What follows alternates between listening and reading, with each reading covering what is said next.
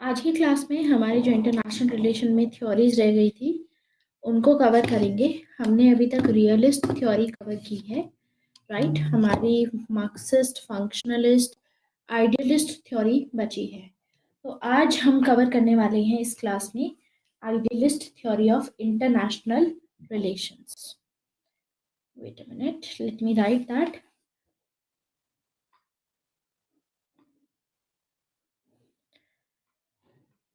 Idealist school of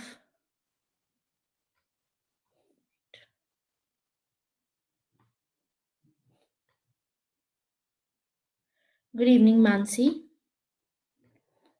Idealist school of international relation. Idealist school का क्या मतलब होता है? आइडियलिस्ट इंटरनेशनल रिलेशन में लिबरल स्कूल माना जाता है, यानी ऐसा स्कूल जो लिबरल आइडियोलॉजीज को प्रमोट करता है, इसी को आइडियल स्कूल बोलते हैं। ठीक है। अब जो हमने इससे पहले कवर किया था हमारा पॉलिटिकल थ्योरी में, वहां पे स्कूल ऑफ आइडियलिज्म डिफरेंट है, यहाँ पर स्कूल ऑफ आइडियलिज्म डिफरेंट है। ठीक है। आइडियलिस्ट स्कूल यहाँ पे लिबरल स्कूल माना जाता है, जो कि वुड्रो विल्सन के बाद शुरू हुआ, इनके आइडियाज पे बेस था। तो आइडियलिस्ट स्कूल में जो अमेरिकन स्कॉलर्स होते हैं, इनका व्यू डोमिनेट करता है। तो आज हम इनकी बात करेंगे। सबसे पहले let other students also join. ठीक है। राघव एंड विनय जस्ट आने वाले होंगे, तो 5 मिनट का थोड़ा सा मैं ब्रेक लूंगी, उसके बाद 5 मिनट में हम लोग शुरू करेंगे। Because I was taking another class, तो बीच में कोई गैप नहीं होता है, तो 5 मिनट थोड़ा सा रुक के मैं बताऊँ स्टार्ट करूंगी। ठीक है। आज हम आइडियल स्कूल कवर कर लेंगे। इसके अलावा फिर हमारा मार्क्सिस्ट फंक्शनल रह जाएगा, सिस्टम थ्योरी रह जाएगा, वो एक और क्लास लगेगी, उसमें फिनिश हो जाएगा।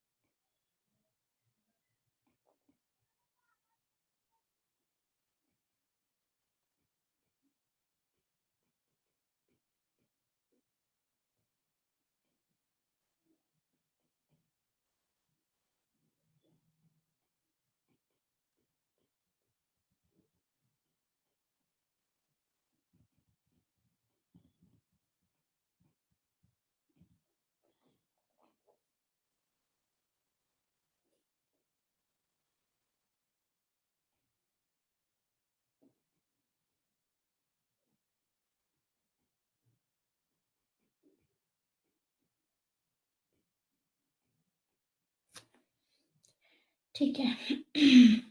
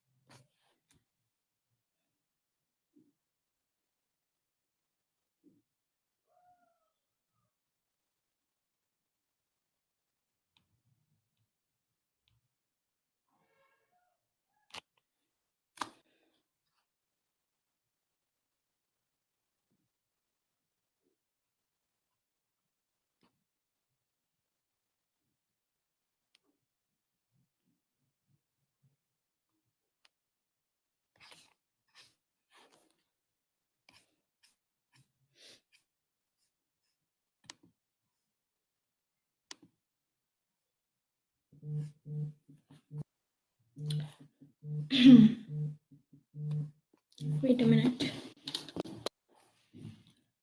Hello. Yes. Hi. Good evening. I'm good.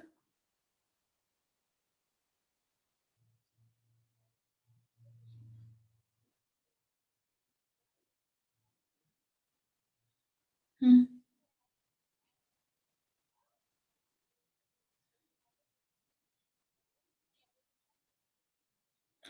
Okay. Okay. Okay. That's good. Yeah.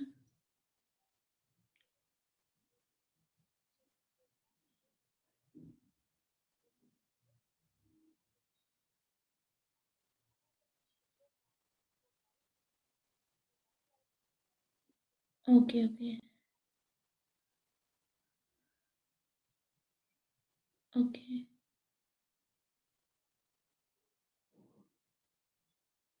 Mm-hmm.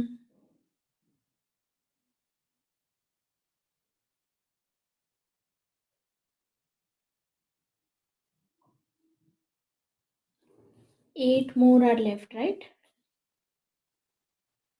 7 more are left. And what about YouTube?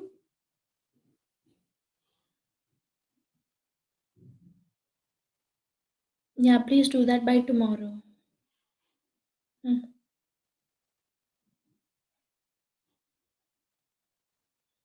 हाँ हाँ sure. Yes.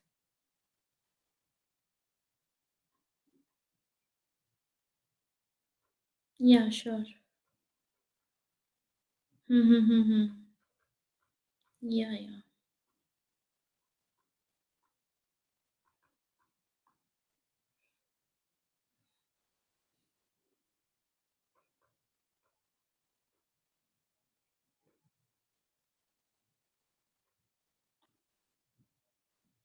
Okay, sure.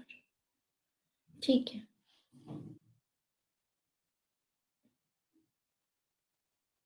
ठीक है, ठीक है. Okay, okay. श्योर, ठीक है. Okay, bye-bye. Okay. So let's start with the ideal school of international relation.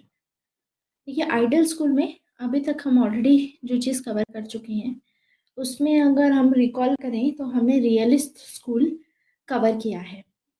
और realist school में हमने कवर किया था कि 4 स्कूल्स होते हैं, फर्दर सब स्कूल्स थे, जिसमें हमने क्लासिकल रियलिज़्म देखा था, हमने नियो रियलिज़्म देखा था, हमने क्लासिकल नियो रियलिज़्म देखा था, neo classical realism means. And उसके अलावा हमने क्या देखा था? उसके अलावा हमने कवर किया था हमारा पोस्ट कॉलोनियल स्कूल। तो ऐसे ही हमारा आइडियल स्कूल आता है। देखिए, पॉलिटिकल थ्योरी में जब हम आइडियल स्कूल की बात करते हैं, तो पॉलिटिकल थ्योरी में आइडियल स्कूल का जो मतलब रहता है वो डिफरेंट रहता है। ठीक है, it is totally different from जो हम देखते हैं कि इस स्कूल में रहेगा आपका, जो आपका आइडियल स्कूल में रहेगा। तो आज के सेशन में हमारा बेसिक ये पर्पस रहेगा कि हम आइडियल स्कूल को समझे। इसमें फर्दर 6 अलग अलग, जैसे सोशल कंस्ट्रक्टिव स्कूल हो, इसमें हो गया फंक्शन हो गया, इसमें देखने को मिलेंगी। ठीक है, और इसमें हमारी इम्पोर्टेंट रहेगी in ideal school, that will be कि जो टेक्नोलॉजीज प्रेवलेंट है, आप उनके साथ में एसोसिएट कर पाओगे बहुत आसानी से। ठीक है,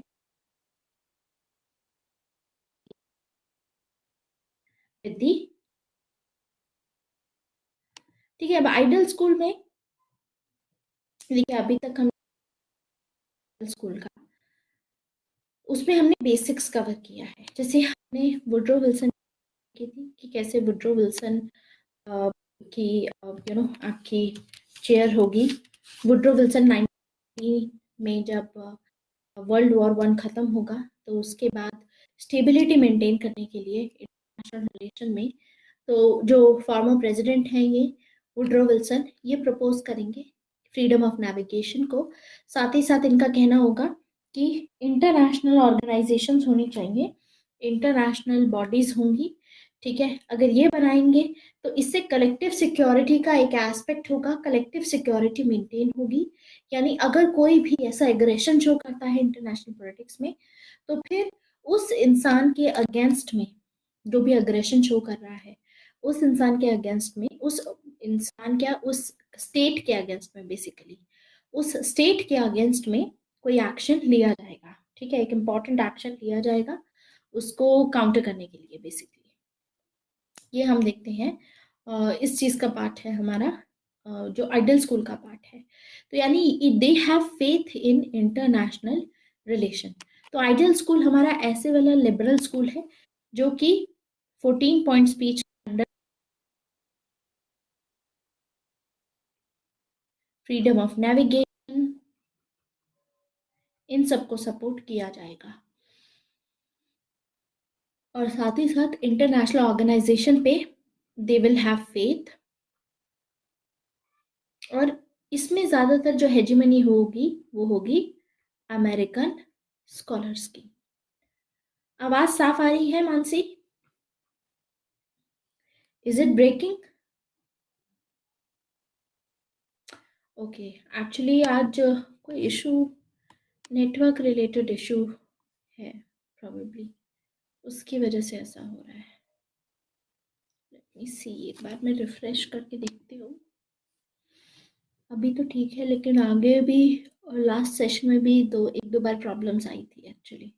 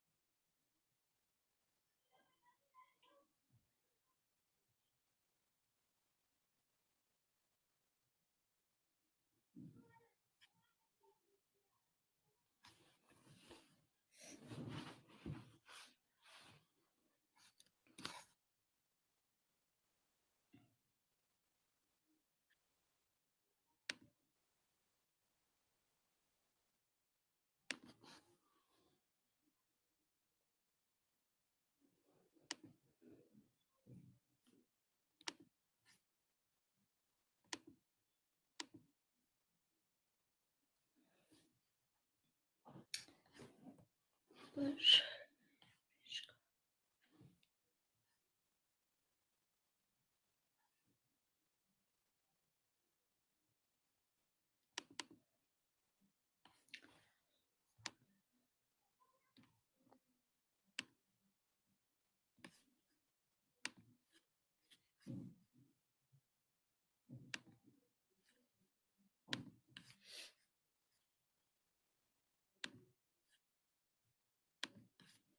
अब होपफुली वॉइस ब्रेक नहीं होगी.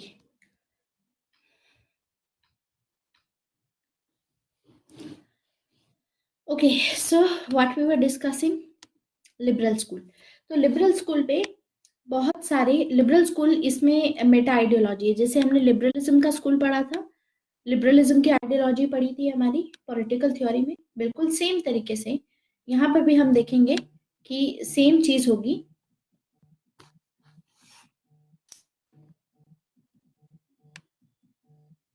Wait minute. हेलो. यस. हाँ जी.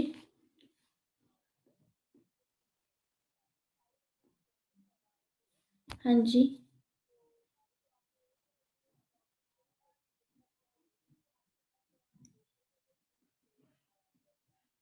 Okay okay. Can you hold a minute please, एक मिनट. जी, I am just coming in 2 minutes, this is urgent, उसके बाद हम शुरू करते हैं. यस.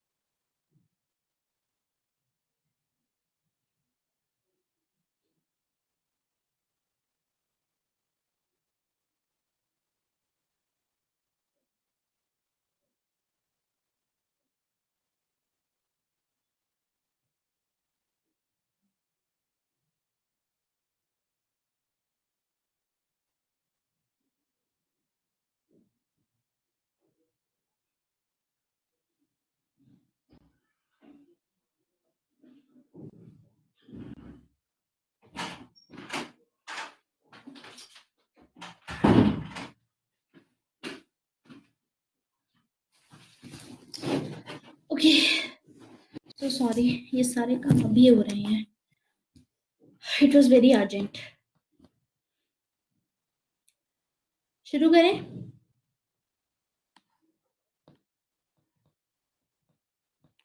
ओके, तो लिबरलिज्म के स्कूल में, जैसे लिबरलिज्म की जो आइडियोलॉजी है, हाय चिन्मय, जैसे लिबरलिज्म की आइडियोलॉजी है, उसमें हम देखते हैं that is a Meta ideology.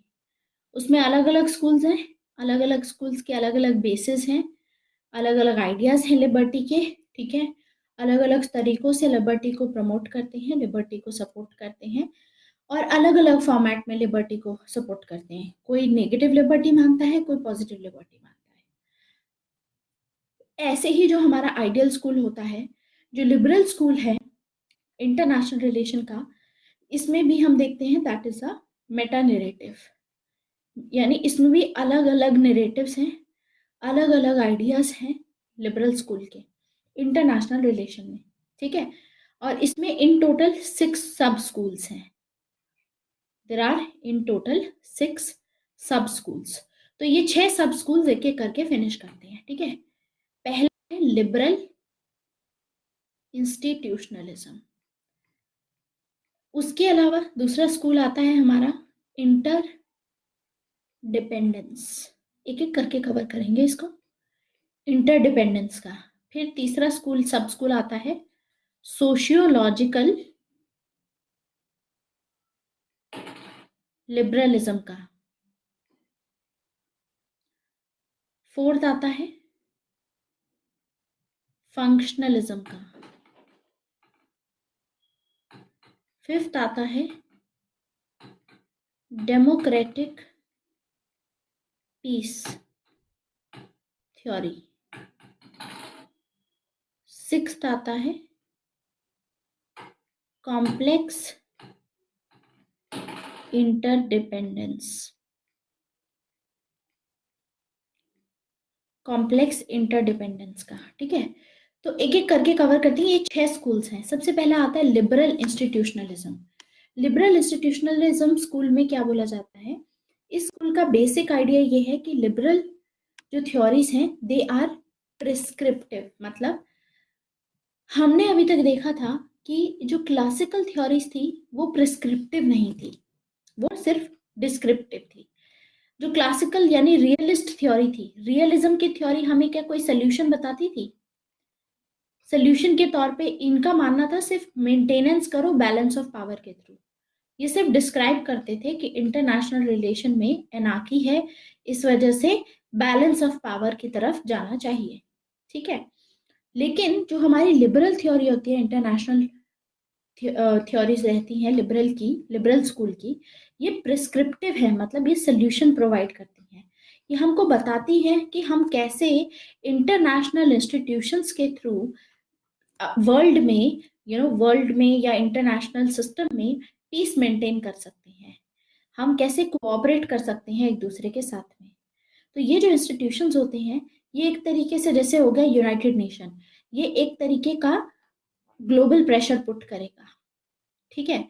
तो ये जो लिबरल इंस्टीट्यूशनलिज्म का स्कूल है, ये इसी पे आधारित है। हमारा लिबरल लिबरल आइडियोलॉजी है जो लिबरल इंस्टीट्यूशनलिज्म पे आधारित है। लिबरल इंस्टीट्यूशन मतलब ऐसे इंस्टीट्यूट्स जैसे यूनाइटेड नेशन हो गए, आईएमएफ हो गए, ऐसे इंस्टीट्यूट्स जो कि वर्ल्ड में पीस मेंटेन करने के लिए काम करें। Financial action task force, correct, ये ऐसे इंस्टीट्यूट्स होंगे। तो लिबरल इंस्टीट्यूशनलिज्म स्कूल इंस्टीट्यूट्स में बिलीव करता है और कहता है कि इंस्टीट्यूट्स के थ्रू हम वॉर को अवॉइड कर सकते हैं और आपस में कोऑपरेट कर सकते हैं। ये इंस्टीट्यूशंस एक तरीके से प्रेशर पुट करेंगे। तो लिबरल इंस्टीट्यूशन किसने ये प्रपोज किया था? वुड्रो विल्सन ने। 1919 में for the first time Woodrow Wilson थे, अपनी 14 पॉइंट स्पीच में इन्होंने ये आइडिया लिया था डोमेस्टिक पॉलिटिक्स से, कि जैसे डोमेस्टिक पॉलिटिक्स में कुछ इंस्टीट्यूशंस होते हैं, जैसे गवर्नमेंट हो गई, लेजिस्लेचर, एग्जीक्यूटिव एंड जुडिशरी, जैसे यहाँ पर कुछ इंस्टीट्यूट्स होते हैं जिसकी वजह से डोमेस्टिक पॉलिटिक्स एक कंट्री की पीसफुल रहती है, वहाँ पे एनार्की नहीं होती। बिल्कुल सेम तरीके से इंटरनेशनल पॉलिटिक्स में लगा दो आप। कि अगर सेम इंस्टीट्यूशन इंटरनेशनल सिस्टम में बनाए जाए तो हम एक रूल बेस्ड ऑर्डर क्रिएट कर सकते हैं इंटरनेशनल पॉलिटिक्स में। तो इनके वर्ड्स में था कि इंस्टीट्यूशंस जो होते हैं यूनाइटेड नेशन जैसे, ये इंस्टीट्यूशन एक जंगल को जू में कन्वर्ट कर सकते हैं। जंगल में क्या होता है, जानवर इधर से उधर घूम रहा होता है, ठीक है, एंड कोई मतलब सिक्योरिटी नहीं होती जंगल में, ठीक है, कोई भी जानवर कहीं से भी आकर के वो आपको मार सकता है। जू में ये रहता है कि सारे जानवर कैद होते हैं, ठीक है, सारे जानवर are in the cage basically. तो उससे सिक्योरिटी मेंटेन रहती है, उससे पीस मेंटेन रहता है। आया समझ, स्पेसिफिक एरिया में रहते हैं, करेक्ट। तो ये है लिबरल इंस्टीट्यूशनलिज्म। तो इसके एडवांटेजेस ये थे कि जब ये इंस्टीट्यूशंस आए, इसके थ्रू बहुत सारे ऐसे डिस्प्यूट्स थे जिनका पीसफुल सेटलमेंट किया गया, पीस मेंटेन किया गया। उसके बाद हम देखते हैं कभी वर्ल्ड वॉर नहीं हुई, वर्ल्ड वॉर 3 कभी नहीं, वर्ल्ड वॉर 2 के बाद जब यूनाइटेड नेशन जैसे फाइनली इंस्टीट्यूट आए और सभी कंट्रीज उसका पार्ट बने, तब से वॉर नहीं हुई, वर्ल्ड वॉर नहीं हुई है। इंस्टीट्यूशंस ऐसे एक प्लेटफॉर्म की तरह उभरे जिसपे सभी जो कंट्रीज थे आपस में इंटरैक्ट कर रहे थे, कम्युनिकेट कर रहे थे टू डेवलप द ट्रस्ट। इसके अलावा हम देखते हैं कि मान लीजिए एक कंट्री है, if a country makes a commitment at international level, then it is not very easy to come out due to pressure of world politic opinion। Simple सी बात है, इंटरनेशनल इंस्टीट्यूशन में किसी एक कंट्री ने कमिट कर दिया है यूनाइटेड नेशन में कि हम ये नहीं करेंगे, अगर आपने कमिट कर दिया है तो अब वहां से बाहर निकलना इजी नहीं होगा आपके लिए, क्योंकि फिर सभी कंट्रीज आपके अगेंस्ट में एक्शन लेंगे अगर आपने फिर भी वो चीज कंटिन्यू करी। तो आज के टाइम पे बहुत सारे स्कॉलर्स हैं, जैसे एक हो गए जोसेफ नाई, रॉबर्ट क्योहाने, क्योहेन, ऐसे बोल सकते हो आप। ये जो थे स्कॉलर्स, ये लिबरल इंस्टीट्यूशनलिज्म स्कूल को सपोर्ट करते हैं। इनका कहना है कि हमको ऐसे इंस्टीट्यूशंस बिल्ड करने की जरूरत है। देखिए, शुरुआत में इतनी ज्यादा एंथुजियाज्म नहीं थी ऐसे इंस्टीट्यूशंस को लेकर के कि बनाए जाने चाहिए। काफी धीरे धीरे प्रोसेस चल रहा था वर्ल्ड वॉर के खत्म होने के बाद, वर्ल्ड वॉर 2 के खत्म होने के बाद। लेकिन हम देखेंगे जब कोल्ड वॉर एंड हुई, तब जैसे सारे एकदम से इंस्टीट्यूशंस सामने आने लगे, ठीक है, जैसे WTO भी काम करने लग गया, बहुत सारे इफेक्टिवली काम करने लग गए। वर्ल्ड वॉर 1 के एंड होने तक तो कुछ भी नहीं था, 2 के शुरुआत होने तक कुछ नहीं था, 2 के एंड होने के बाद में सबसे ज्यादा इंस्टीट्यूशंस आए और फर्दर कोल्ड वॉर के बाद और एस्टैब्लिश हुए। तो लिबरल्स जो होते हैं, इनका मानना होता है कि इंस्टीट्यूशनल ऑर्गेनाइजेशंस होती हैं, इनके चलते हम पीस एस्टैब्लिश कर सकते हैं। जबकि जो रियलिस्ट होते हैं, रियलिस्ट इंटरनेशनल ऑर्गेनाइजेशन में बिल्कुल भी नहीं मानते। इनका मानना है कि रियलिस्ट का मानना है कि इंटरनेशनल ऑर्गेनाइजेशन स्टेट ही की एक्सटेंशन होती है। रियलिज्म में तो यही होता है, ये लोग कहते हैं कि जो ये इंस्टीट्यूट बनाए गए हैं जैसे UN और ये सब, ये स्टेट का ही एक्सटेंशन है, क्योंकि जितने भी स्टेट इस ऑर्गेनाइजेशन का पार्ट होंगे वो सभी अपने नेशनल इंटरेस्ट फॉलो करते हैं, तो कोई डिफरेंस नहीं है रियलिस्ट के लिए। लेकिन जोसेफ नाइक बोलते हैं कि ऐसा नहीं है, क्वाजी नेगोशिएशंस होती हैं। ऐसे नेशंस जो मान लीजिए नेगोशिएशन करने के नेगोशिएशन में पार्टिसिपेट करने को भी प्रेफर नहीं करते, वो लोग भी पार्टिसिपेट इसमें करेंगे, क्योंकि वो ये नहीं दिखाना चाहते दूसरे स्टेट्स को कि हम तो पीस नहीं चाहते। अगर आप बिलीव भी ना करो इंटरनेशनल इंस्टीट्यूशन में, तो भी आप नेगोशिएशन का पार्ट रहोगे, just to give this image of your country that we are not the spoiler in international system, कि हम इंटरनेशनल सिस्टम में स्पॉइल नहीं करना चाहते हैं, पीस और स्टेबिलिटी मेंटेन करना चाहते हैं। तो इसकी एक मेजर वीकनेस जो थी वो ये थी कि देखिए, इंस्टीट्यूट तो बनाए गए जैसे यूनाइटेड नेशन, IMF वगैरह, लेकिन इसमें लैक ऑफ रिप्रेजेंटेटिवनेस है, ट्रांसपेरेंसी नहीं है, अकाउंटेबिलिटी नहीं है, ठीक है। किसी कंट्री को ज्यादा रिप्रेजेंटेटिवनेस दी गई है, किसी को बहुत कम दी गई है। वन कंट्री वन वोट नहीं है, इसीलिए ये जो इंस्टीट्यूशंस हैं क्रेडिबल नहीं बन पाई। इसीलिए ये भी देखेंगे हम कि बहुत सारे इंस्टीट्यूशंस आए तो, लेकिन उसके बावजूद भी कंट्रीज आर्म्स रेस की तरफ बढ़ती रही, उसके बावजूद भी अपने ये वेपन सिस्टम बनाते रहेंगे। आया समझ लिबरल इंस्टीट्यूशनलिज्म। इसी में हम देखते हैं कि इंग्लिश स्कूल के क्या व्यूज है। इंग्लिश स्कूल आता है इसमें हेडले बुल का। हेडले बुल इंग्लिश स्कूल से बिलोंग करते हैं। हेडले बुल का अपनी इन्होंने बुक लिखी थी एनार्कल सोसाइटी।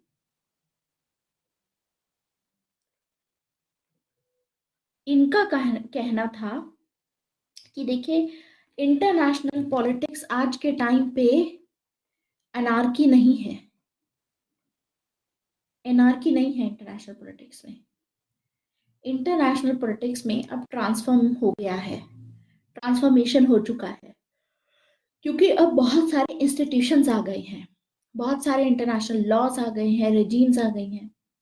तो इनका मानना है कि इन सभी डेवलपमेंट के चलते आज के टाइम पे एनार्की जो हुआ करती थी वो कन्वर्ट होकर के एनार्कल सोसाइटी में कन्वर्ट हो चुकी है।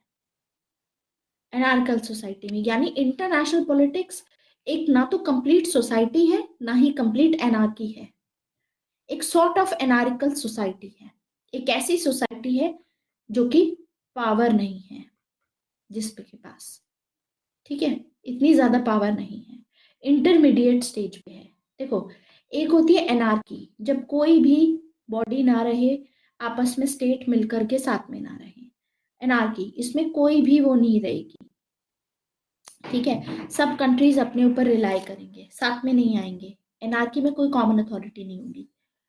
फिर आती है फुल फ्लेजेड सोसाइटी, जिसमें इंस्टीट्यूशन है जैसे यूनाइटेड नेशन जैसे, बाइंडिंग डिसीजंस भी होंगे, उसमें ट्रांसपेरेंसी होगी, अकाउंटेबिलिटी होगी, सब कुछ होगा। लेकिन हम देखते हैं ये तो एग्जिस्ट ही नहीं कर रहा है, जहां पर हर नॉर्म, हर एक रूल जो भी बनाया जाएगा वो फॉलो किया जाएगा। ये तो असलियत में एग्जिस्ट नहीं कर रहा है। असलियत में हम देखते हैं कि बॉडी है यूनाइटेड नेशन जैसी, लेकिन कुछ चीजें फॉलो की जाती हैं, most of the things are not followed, ना तो ट्रांसपेरेंसी एंड अकाउंटेबिलिटी है। तो हेडले बुल का कहना था कि इंटरनेशनल पॉलिटिक्स का ट्रांसफॉर्मेशन हो चुका है, अब वो एनार्की नहीं है, एनार्कल सोसाइटी है। और वो किस वजह से हुआ है? इंस्टीट्यूशंस की वजह से हुआ है।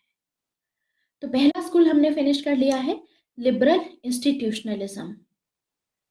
ये इंस्टीट्यूट में जो जो ऑर्गेनाइजेशन है उसमें बिलीव करता है ये स्कूल। अब आगे आते हैं सेकंड पे। सेकंड आता है सोशियोलॉजिकल लिबरलिज्म।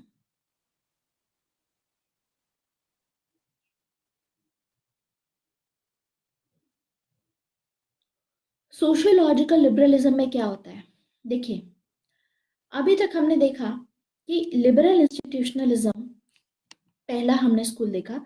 अब लिबरल इंस्टीट्यूशनलिज्म तो जो था, liberal institutionalism is state centric, क्योंकि इसमें स्टेट पार्टिसिपेट करते हैं, सारे ऑर्गेनाइजेशंस में स्टेट पार्टिसिपेट करता है। तो यानी यहाँ पर लिबरल इंस्टीट्यूशनलिज्म स्कूल में डायरेक्टली ट्रैक वन डिप्लोमेसी होती है, मतलब एक गवर्नमेंट दूसरी गवर्नमेंट के साथ में कॉन्ट्रैक्ट रखती है, ठीक है। तो गवर्नमेंट टू गवर्नमेंट कॉन्ट्रैक्ट को बोलते हैं हम ट्रैक वन डिप्लोमेसी। एक कंट्री की सरकार अगर दूसरी कंट्री की सरकार के साथ में कॉन्टैक्ट में रहती है, आपस में जो भी उनके इश्यूज होते हैं डायरेक्टली सॉल्व करते हैं, उसको हम बोलते हैं ट्रैक वन डिप्लोमेसी, जैसे बायलैटरल रिलेशंस हो गए, करेक्ट, ठीक है। तो यहाँ पर गवर्नमेंट टू गवर्नमेंट कॉन्टैक्ट रहेगा। लेकिन हम देखते हैं कि इसमें कुछ पॉलिटिकल लिमिटेशंस होती हैं। लिमिटेशंस क्या होती हैं? एक सरकार को दूसरी सरकार के साथ में अगर बात भी करनी है, कोई मीटिंग करनी है, तो काफी रिसोर्सेज लगेंगे, अरेंजमेंट करनी पड़ेगी, शेड्यूल बिठाना पड़ेगा, ठीक है, प्राइम मिनिस्टर्स का, कि कब उनके पास में टाइम अवेलेबल है, कोई इंपॉर्टेंट काम तो नहीं कर रहे हैं। तो इसमें काफी टाइम लगता है, कुछ ना कुछ लिमिटेशंस रहती हैं इसमें। तो इसीलिए क्योंकि इसमें लिमिटेशंस हैं तो प्रपोज किया गया सोशियोलॉजिकल लिबरलिज्म का स्कूल आता है। सोशियोलॉजिकल लिबरलिज्म सोसाइटी सेंट्रिक होती है, ये स्टेट सेंट्रिक नहीं होती, सोसाइटी सेंट्रिक होती है। सोसाइटी सेंट्रिक में ये ट्रैक टू डिप्लोमेसी का पार्ट होता है।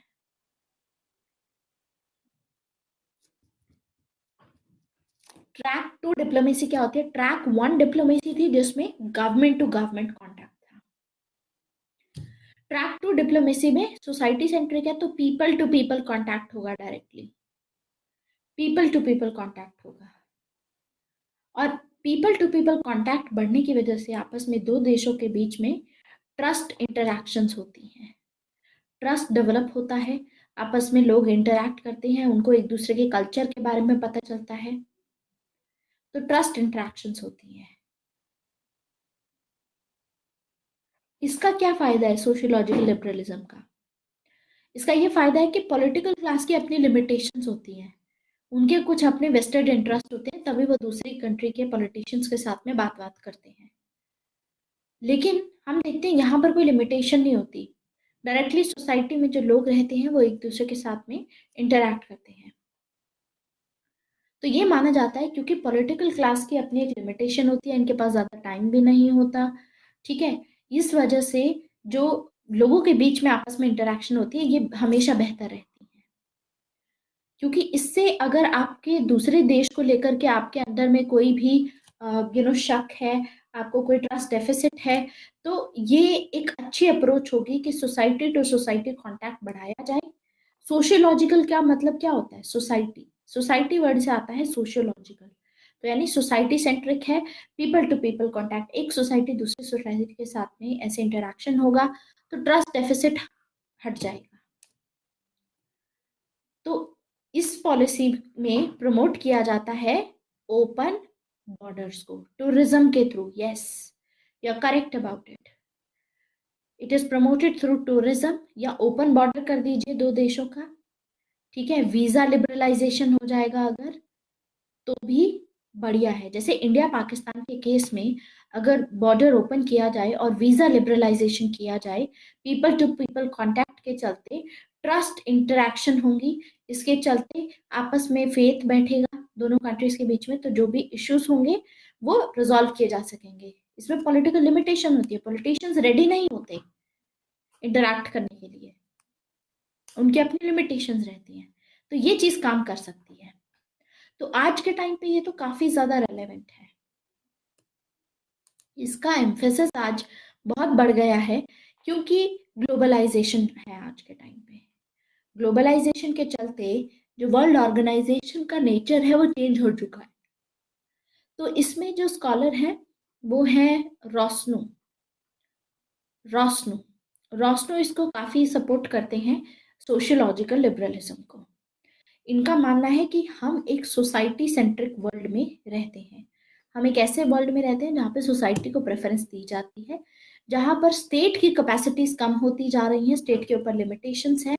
और हम देखेंगे कि क्योंकि इंटरनेट की वजह से आज के टाइम पे इतनी एडवांसमेंट आ गई है कि लोगों में इंटरेक्शन आपस में बहुत होने लगा है, ट्विटर के थ्रू, ठीक है, एंड आपका फेसबुक के थ्रू, व्हाट्सएप के थ्रू, सो वी सी दैट इसके चलते स्टेट किस किस को मॉनिटर करेगा, स्टेट की जो कैपेसिटी है इन इंटरैक्शन के थ्रू ग्लोबलाइजेशन की वजह से वो कम हो गई है स्टेट की कैपेसिटी। अब स्टेट ज्यादा सर्वेलेंस नहीं कर पाएगा, स्टेट सर्वेलेंस सिर्फ आप बॉर्डर्स पे ही रख सकता है, स्टेट इन सभी चीजों पे सर्वेलेंस में इतनी कैपेसिटी नहीं है स्टेट की।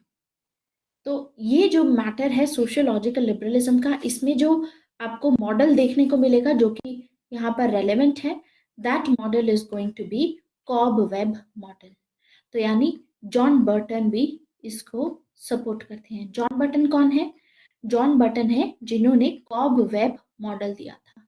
मतलब आज एडवांसमेंट के चलते, टेक्नोलॉजी में ग्लोबलाइजेशन के चलते इतनी एन नंबर ऑफ कॉन्वर्सेशंस हो रही हैं, millions of messages, billions of messages ऐसे पास ऑन होते हैं एक एक सेकंड में, एक एक मिनट में, तो ये चीज बहुत ही ज्यादा इंटरैक्टिव है।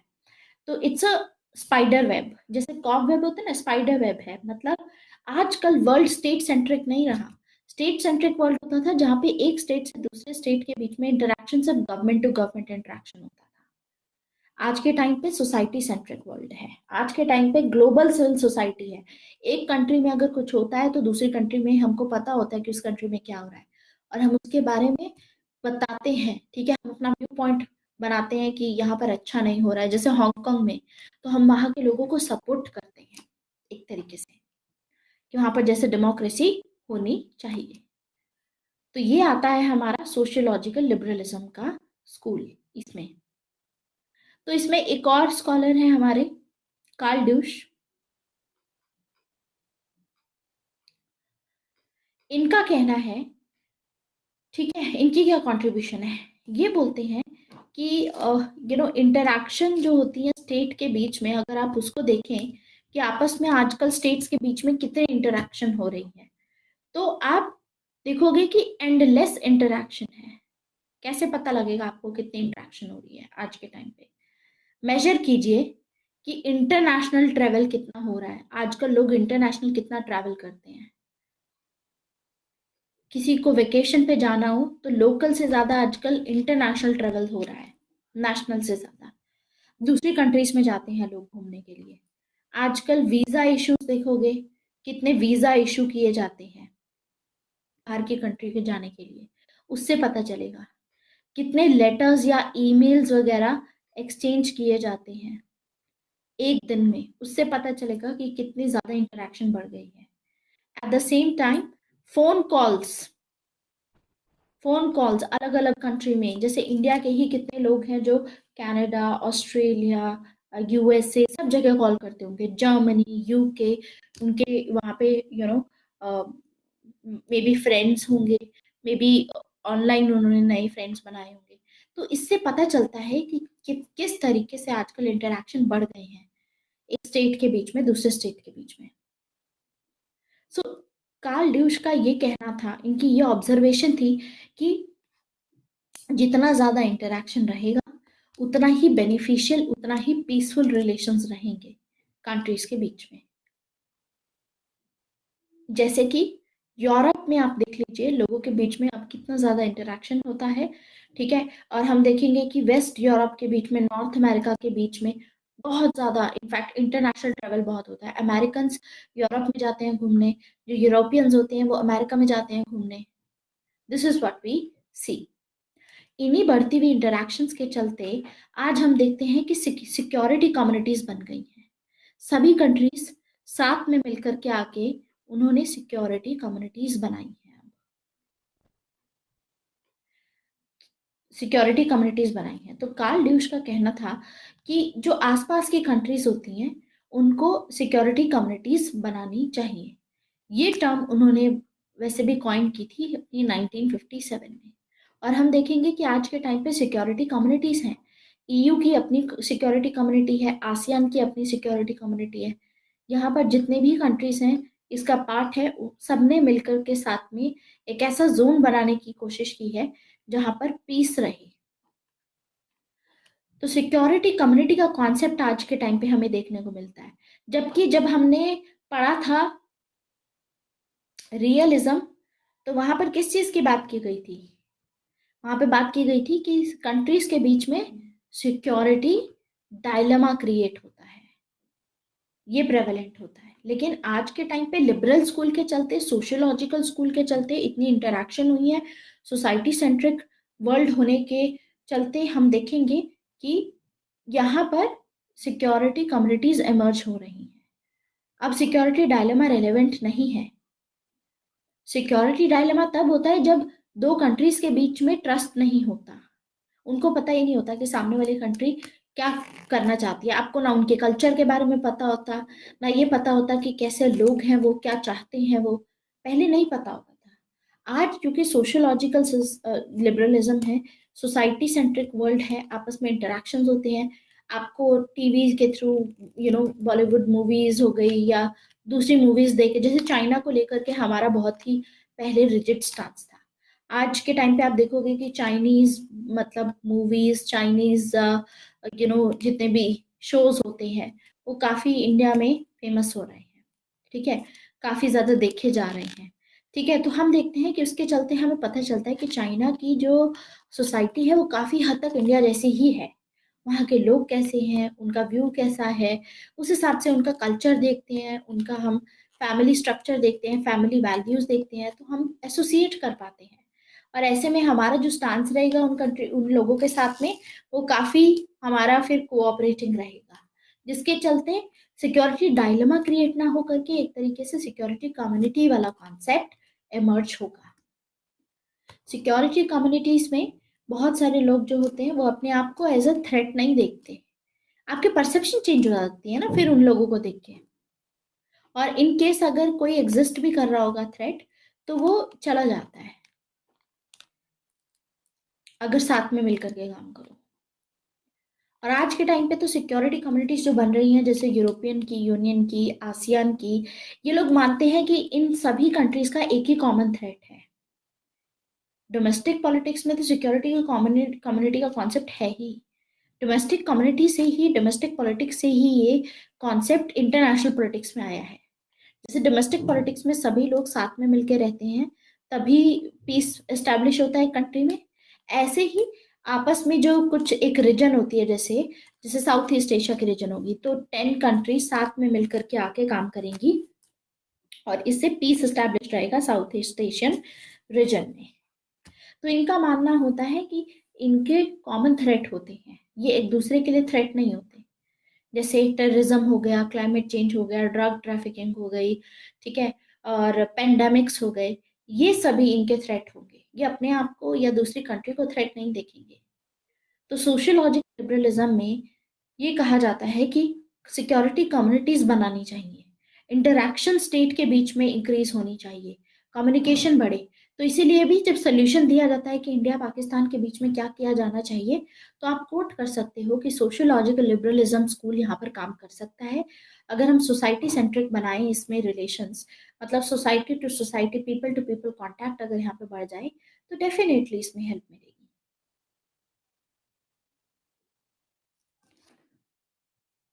ठीक है, this is what we C.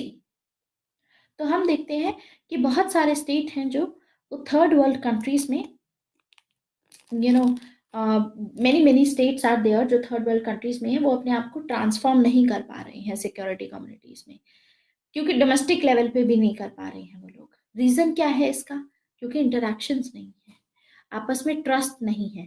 Third world countries में, जैसे कि इंडिया पाकिस्तान के बीच में ही देख लीजिए, पाकिस्तान तो थर्ड वर्ल्ड कंट्री में आता है, तो ये उसका एक एग्जाम्पल हो गया।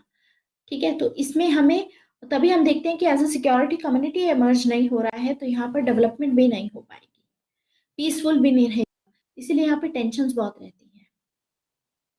यस, आप इसमें करतारपुर कॉरिडोर एक इनिशिएटिव कर सकते हैं, जिसकी वजह से हम सोसाइटी सेंट्रिक वर्ल्ड बना सकते हैं या सोसाइटी सेंट्रिक रीजन बना सकते हैं, जिसके चलते पीपल टू पीपल कॉन्टैक्ट हमारे इंक्रीज होंगे। तो डेफिनेटली हमारे जो यू नो आपस में जो टेंशन है दोनों कंट्रीज के बीच में, उसको कम किया जा सकता है।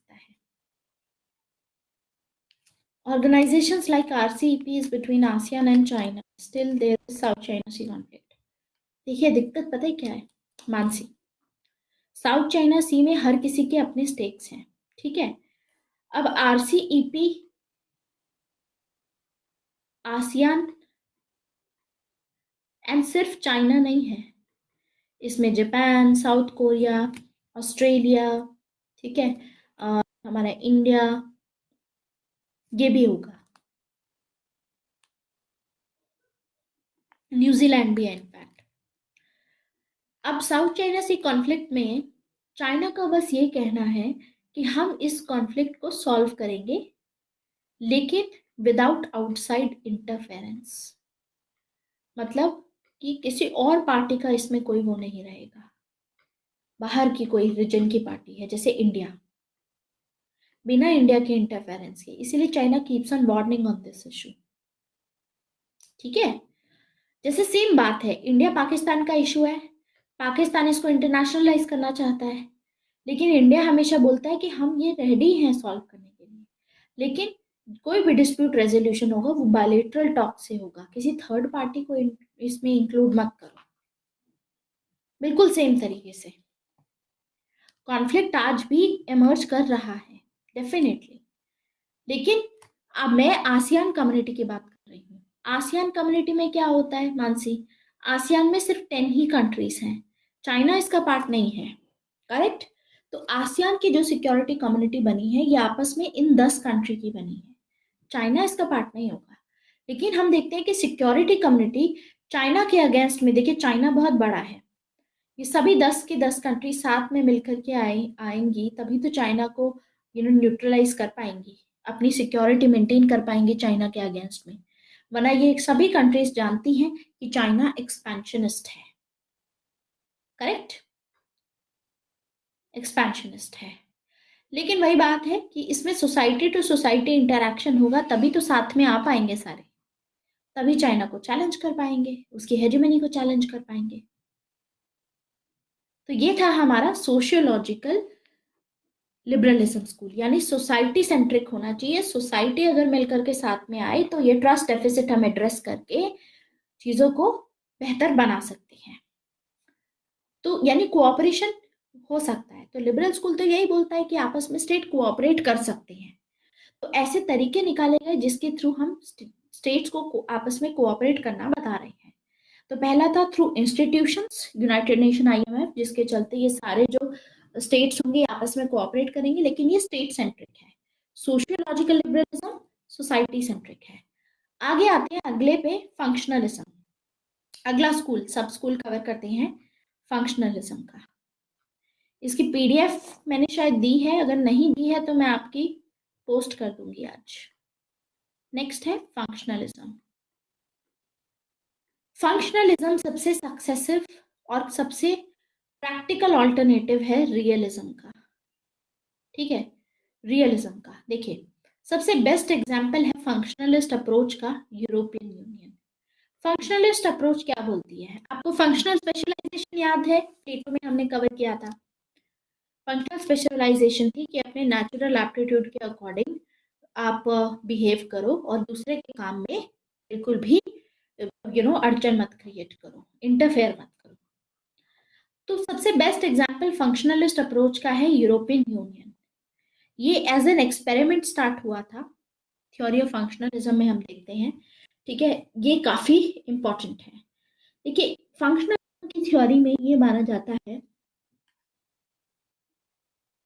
कि आपको एक एक करके काम करना है। तो फंक्शनलिज्म को हम पीस बाय पीस अप्रोच भी, अपने फंक्शन के अकॉर्डिंग काम करो, piece by piece approach apply करनी है, ठीक है। मतलब एक एक करके इश्यू को रिजॉल्व करते जाना है। जैसे इंडिया पाकिस्तान के बीच में इश्यूज हैं, सॉल्व नहीं हो पा रहे हैं, तो एक एक करके चीजें स्टार्ट कीजिए, ठीक है। सबसे पहले जो इश्यूज नॉन पॉलिटिक्स इश्यूज हैं उसको करना शुरू कीजिए, उसके बाद पॉलिटिकल इश्यूज लेकर के आएंगे। जैसे कि इंडिया पाकिस्तान के केस में अभी ये जो करतारपुर कॉरिडोर स्टार्ट हुआ है, करतारपुर कॉरिडोर के चलते लोगों के बीच में इंटरेक्शन बढ़ेगा, स्पेशली जो पंजाबीज हैं वो अपने उधर वाली साइड जो भी श्राइन्स हैं, इनकी सिख श्राइन्स हैं उनको विजिट कर पाएंगे, करेक्ट। तो ये एक नॉन पॉलिटिक्स इशू है, इसमें इंडिया और पाकिस्तान की कोई डिस्प्यूटेड टेरिटरी इन्वॉल्व नहीं है, ये एक नॉन पॉलिटिकल इशू है। तो यानी ऐसे इनिशिएटिव से स्टार्ट करना चाहिए। तो हम देखते हैं कि फंक्शनलिज्म में बोलते हैं पीस बाय पीस अप्रोच रखो। सबसे पहले जो नॉन पॉलिटिक्स इश्यूज हैं उनको उठाओ, उनको काम करना शुरू करो, उसके बाद में यहाँ से लेसन्स पॉलिटिशियंस को मिलेगा और वो लोग भी आपस में इंटरेक्शन करना शुरू कर देंगे। तो मतलब फंक्शनलिज्म स्कूल में ये बोला जाता है कि सबसे पहला इनिशिएटिव पॉलिटिकल क्लास को मत दो, नॉन पॉलिटिकल क्लास को दो।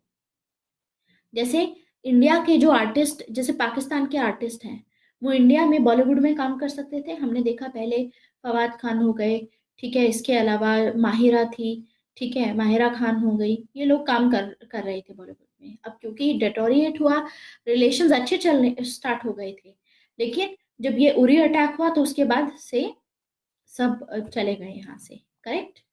तो हम देखते हैं कि इनको निकाल दिया गया यहाँ से। तो यही चीज तो ये लोग करना चाहते थे जो टेररिस्ट वगैरह थे। तो ये चीज बेहतर बनाने के लिए हम लोग नॉन पॉलिटिकल जो इश्यूज हैं उनको सबसे पहले कंसिडर करके उन पे काम करना शुरू कर सकते हैं। जैसे कि क्रिकेट डिप्लोमेसी भी इसी में आ जाती है कि हमारे यहाँ के जो क्रिकेट स्पोर्ट्स पर्सन हैं या जो साइंटिस्ट हैं, जो आर्टिस्ट हैं, टेक्नीशियंस हैं, वो इंडिया के सॉरी पाकिस्तान के साइंटिस्ट के साथ में या पाकिस्तान के स्पोर्ट्स पर्सन हो गए, जैसे क्रिकेट डिप्लोमेसी में हम देखते हैं, या पाकिस्तानी आर्टिस्ट हो गए, टेक्नीशियंस हो गए, उनके साथ में इंटरेक्शन करें और यहाँ से शुरू हो। अदनान सामी को आप बोल सकते हो, सिटीजनशिप, करेक्ट।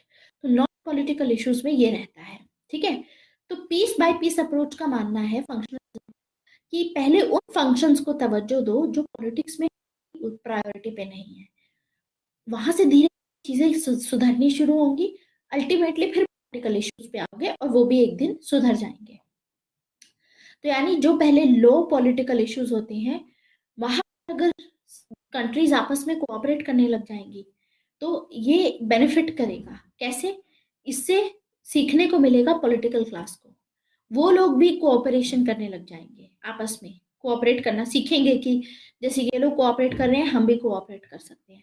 यानी अगर एक एरिया में कोऑपरेशन होता है तो इसका स्पिल ओवर इफेक्ट होगा दूसरे एरिया में।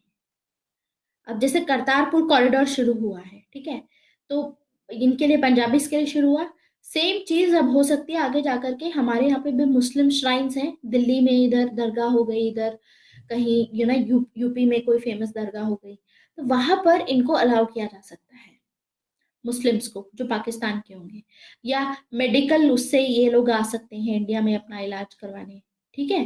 तो नॉन पॉलिटिकल या लो पॉलिटिकल इश्यूज से शुरू करो और यहाँ से शुरू करते हुए फिर आगे पॉलिटिकल इश्यूज पे जाओगे और धीरे धीरे करके चीजें सॉल्व करोगे, क्योंकि एक एरिया में अगर चीजें सही होने लग गई तो कहीं ना कहीं इसका स्पिल ओवर इफेक्ट दूसरे एरिया में भी पड़ेगा और वहां पर भी लोग कंडीशन ऐसे क्रिएट हो जाएंगे कि वहां पर भी कोऑपरेशन शुरू होगा। यानी फंक्शनल इंटरलिंकेज बनेगा, इंटरडिपेंडेंस क्रिएट होगा और इंटरडिपेंडेंस धीरे धीरे बढ़ेगा, उस कॉन्टेक्स्ट में पड़ेगा, धीरे धीरे इतना बढ़ेगा कि हम देखेंगे कि आगे ये दोनों कंट्रीज वॉर में जाएंगी ही नहीं, लड़ेंगी ही नहीं अपने साथ एक दूसरे के साथ।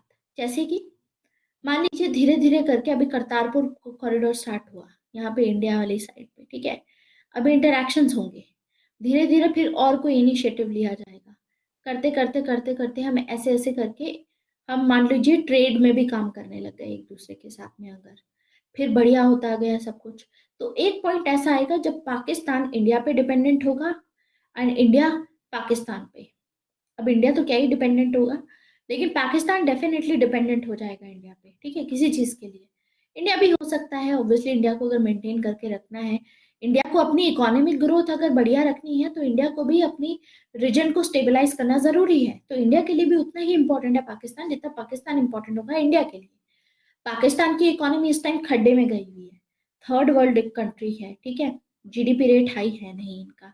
तो यहाँ धीरे धीरे करके अगर हम इश्यूज पे काम करेंगे तो हमें देखने को मिलेगा कि आपस में ये जो कंट्रीज होंगी इंटरडिपेंडेंट हो जाएंगी। तो अगर कोई ऐसे सिचुएशन आती भी है आगे कि इंडिया और पाकिस्तान के बीच में रिलेशंस दोबारा डिटोरिएट हो गए, तो ये countries will not go to war, लड़ाई नहीं करेंगी। जैसे इंडिया और चाइना 2017 में हम देखेंगे कि स्टैंड ऑफ हुआ था, लेकिन इनका मानना है कि वॉर नहीं होगी। क्यों? क्योंकि दोनों की इकोनॉमी एक दूसरे पे इंटरडिपेंडेंट है। अगर चाहे भी ये लड़ाई करना, मान लीजिए चाइना चाहता है इंडिया पे अटैक करना, तो भी नहीं करेगा, क्योंकि इससे चाइना का नुकसान होगा। क्योंकि चाइना क्या करता है, चाइना बेसिकली अपने जो एक्सपोर्ट का एनुअल एक्सपोर्ट आता है चाइना का, तो चाइना के बिजनेसेस को बहुत ज्यादा अफेक्ट होगा इससे, अगर इंडिया के अगेंस्ट में कोई भी ऐसा एक्शन लिया गया। तो इसीलिए इंटरडिपेंडेंसी क्रिएट हो जाती है और ये दोनों कंट्रीज वॉर में नहीं जाएंगी। तो ये एक्सपेरिमेंट सक्सेसफुली कैरी आउट किया गया था यूरोपियन यूनियन में। यूरोपियन यूनियन में भी सभी जो कंट्रीज थी आपस में बहुत फाइट करती थी, लेकिन धीरे धीरे करके पहले नॉन पॉलिटिकल इश्यूज पे काम किया गया, फिर धीरे धीरे पॉलिटिकल इश्यूज पे काम किया गया, और धीरे धीरे करके हम देखेंगे कि यूरोपियन यूनियन एक कम्युनिटी की तरह बन गया, ठीक है। और अब यहाँ पर पीस है एकदम, ठीक है, और ये कंट्रीज राइज कर रही हैं, ठीक है। तो ये सक्सेसफुल यहाँ पर हुआ है, लेकिन ये एक्सपेरिमेंट साउथ एशिया में सक्सेसफुल नहीं हो पाया, बिकॉज अच्छे से। रीजन था उसका इंडिया पाकिस्तान की राइवलरी, इसके चलते। तो पहले अगर ये सुधर जाएगा तो बाकी सभी कंट्रीज के साथ भी इंप्रूवमेंट हो जाएगा, पूरा साउथ एशिया रीजन डेवलप होगा तो इंडिया को भी फायदा, सभी कंट्रीज को फायदा। तो ये अप्रोच है फंक्शनलिज्म की, कि अगर किसी दो कंट्रीज के बीच में या एक रीजन में सभी कंट्रीज के बीच में इस तरीके कोई भी इश्यूज हैं तो सबसे पहले लो पॉलिटिकल इश्यू पे काम करो और धीरे धीरे आप फिर पॉलिटिकल इश्यूज पे आओ। करेक्ट। तो फंक्शनलिज्म के स्कूल में कौन कौन से स्कॉलर्स आते हैं? इसमें आते हैं डेविड मित्रानी।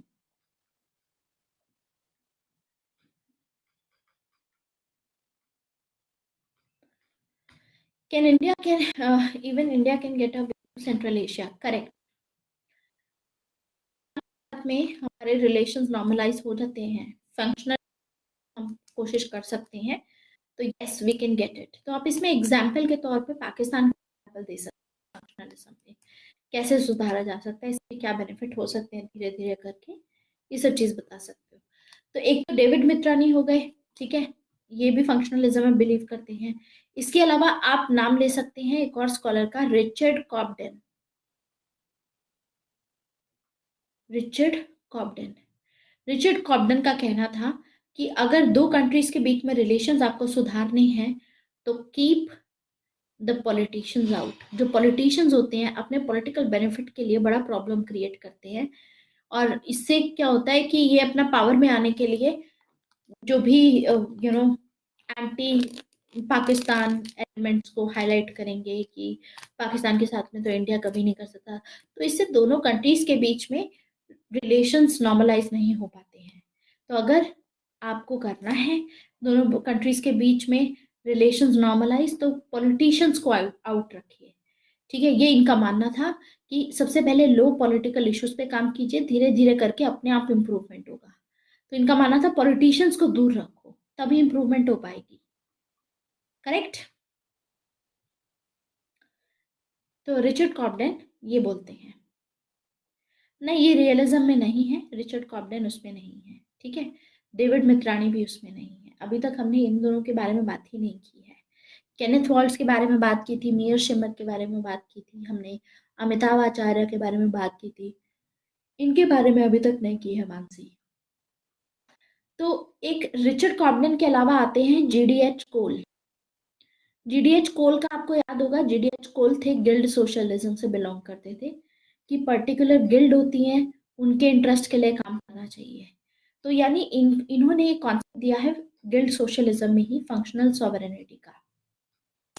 इनका कहना था कि कुछ गिल्ड बनाए जाए जो आपस में इंटरैक्ट करें, जैसे जो पाकिस्तान के डॉक्टर्स हैं वो इंडिया के जो डॉक्टर्स हैं, गिल्ड इंटरैक्शन हो सकता है, रिलेशंस हमारे पाकिस्तान के साथ नॉर्मलाइज किए जाते हैं। लेकिन फंक्शनलिज्म का एक चैलेंज है, functionalism is a long term process, इसमें काफी टाइम लगता है, it's a long term process, बहुत पेशेंस चाहिए इसमें, पॉलिटिकल विल बहुत ज्यादा चाहिए। ठीक है, बहुत लंबा प्रोसेस है, इतनी जल्दी आसानी से रिलेशन नॉर्मलाइज नहीं होंगे, बहुत धीरे धीरे होंगे। कभी कभी ऐसा भी होगा कि जो आपस में इंटरेक्शन दोनों साइड में वो एकदम स्टैग्नेंट होगा, कुछ बढ़ ही नहीं रहा आगे, कुछ सही ही नहीं हो रहा है। तो इस सिचुएशन में जो नियो फंक्शनलिस्ट हैं, एक अर्नेस्ट हास, इन्होंने क्या सजेस्ट किया था? इनका सजेशन ये था कि पॉलिटिकल क्लास को ही दूर रखिए, पॉलिटिकल क्लास को दूर रखोगे अगर आप तो इसमें बेहतर रहेगा। तो इससे जल्दी हमारा डिटर्मिनेशन के साथ में काम कीजिए, पॉलिटिकल क्लास को दूर रखिए। ठीक है, लेकिन हम पूरी तरीके से दूर नहीं रख सकते पॉलिटिकल क्लास को, ठीक है, we can not do that. तो इस उसमें इनका रहता है कि एक को strong determination long term process में फंक्शनलिज्म में काम करना होगा। निकलते हैं वो पॉलिटिशियंस को सीखने होंगे and they have to also apply it, और इंटरेक्शंस बढ़ानी होंगी तब बेहतर बन। तो ये था हमारा फंक्शनलिज्म का स्कूल, यानी पीस बाय पीस अप्रोच। तो हमने अभी तक 3 स्कूल खत्म किए। पहले लिबरल इंस्टीट्यूशन जो स्टेट सेंट्रिक है, जिसमें बोला कि हमें ऑर्गेनाइजेशंस के थ्रू हम पीस या कोऑपरेशन ला सकते हैं इंटरनेशनल पॉलिटिक्स में। दूसरा हमने पढ़ा सोशल टू पीपल कॉन्ट्रैक्ट बना करके हम इसमें। तीसरा था फंक्शनलिज्म में ये अप्रोच स्कूल की कि जो लो पॉलिटिकल इश्यूज होते हैं पहले इस पे काम करो, धीरे धीरे करते करते फिर पॉलिटिकल हाई पॉलिटिकल इश्यूज पे आना। पॉलिटिशियंस को दूर रखो तो अपने आप नॉर्मलाइज होने लग जाएंगे रिलेशंस। फंक्शनलिज्म से ही इंटरडिपेंडेंस क्रिएट होगी। तो अब हम इंटरडिपेंडेंस की बात करेंगे, फिर हम कॉम्प्लेक्स इंटरडिपेंडेंस की बात करेंगे, उसके बाद लास्ट स्कूल हमारा डेमोक्रेटिक पीस थ्योरी की बात करेंगे। तो सबसे पहले बात करते हैं इंटरडिपेंडेंस। हमारा आता है फोर्थ स्कूल इंटरडिपेंडेंस। इंटरडिपेंडेंस का स्कूल क्या बोलता है? इंटरडिपेंडेंस की थ्योरी हमारे को बताती है इंटरडिपेंडेंस का मतलब यहाँ पर क्या है। इंटरडिपेंडेंस का मतलब है इकोनॉमिक इंटरडिपेंडेंस, कि आपस में एक कंट्री दूसरी कंट्री पे अगर इकोनॉमिकली इंटरडिपेंडेंट हो तो ऐसे हम नॉर्मलाइज कर सकते हैं, फिर वो कंट्रीज वॉर में नहीं जाएंगी। यानी दो कंट्रीज के मार्केट को इंटीग्रेट कर दो। ये एक नियो लिबरल आइडिया है।